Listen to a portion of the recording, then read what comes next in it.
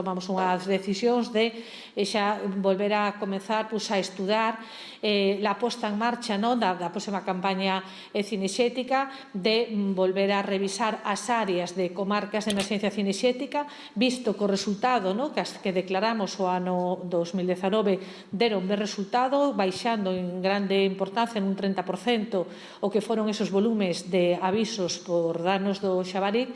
En ese caso, vamos a contrastar todos os datos para remarcar, poñer en marcha unhas accións conxuntas en donde todas as administraciones temos que traballar. Temos que traballar lóxicamente, dende a Administración da Xunta de Galicia, pero temos que traballar tamén conxuntamente o Goberno da Nación. O Goberno da Nación lles volveremos a requerir ese censo que entendemos que ten que ser un censo global, un censo nacional. Eles están xa recollendo datos en diferentes comunidades autónomas, revisando as zonas onde poden haber xabarí, pero sí é necesario para saber en no que nos vamos de cara a un futuro a poder atopar. Por outra banda, fixemos ese chamamento de novo á Federación Galega de Municipios e Provincias. Somos conscientes que os concellos tamén teñen que implicarse aínda máis se cabe en isto.